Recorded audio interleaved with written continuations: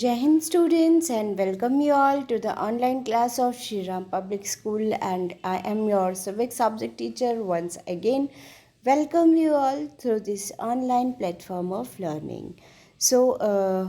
Today, as we are meeting for first time after the summer vacation, today I am going to discuss the question paper of revision test of civics. Okay.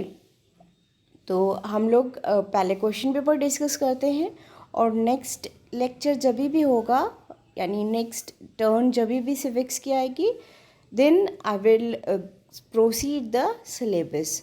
Okay, so today we are going to discuss the answers of revision test, most probable answers of revision test.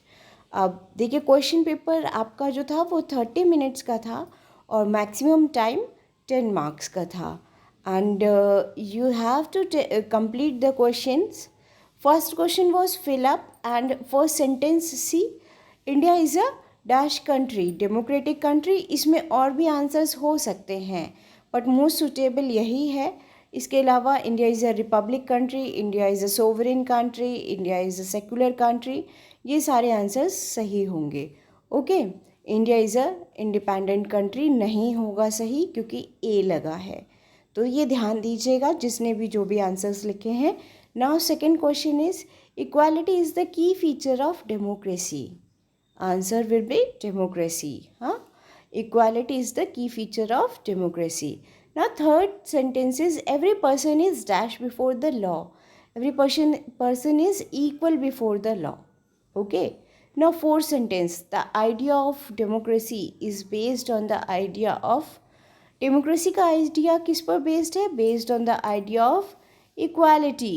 Okay, so here we have completed the fill-ups of the question paper. Now coming on the true false, see the first sentence. First sentence you can see it very clearly, I hope. One of the most common form of inequality in India is the caste system.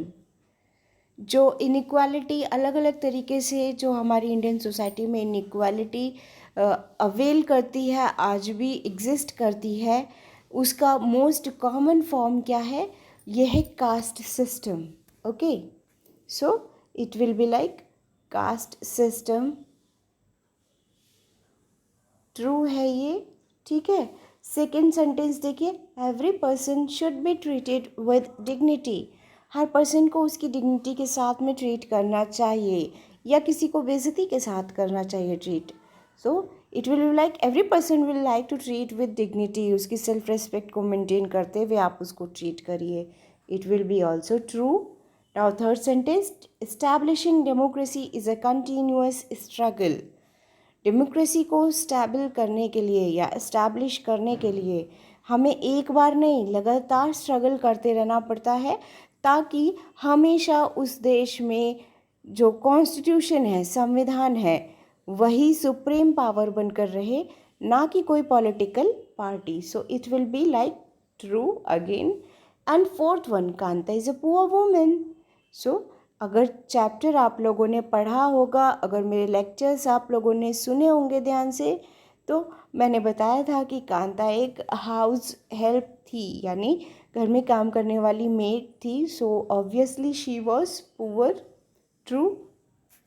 All the four fill-ups are true. Now coming on the question answer part. Third question था आपका, write the meaning of the following words.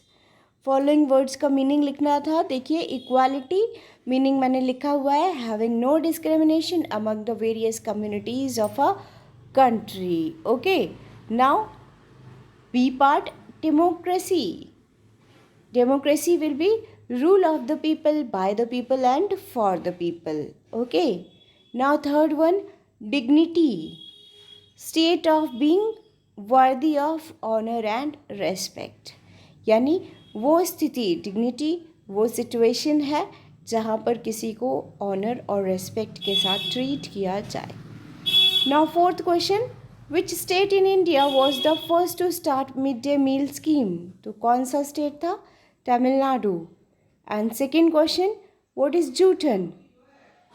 Jhutan is the autobiography of a famous Dalit writer Om Prakash Valmiki. ये आपके chapter में mentioned है. So these are the most suitable answers of the questions which were asked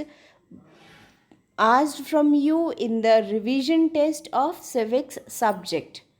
I hope आज आप ये answers अपने match कर लेंगे.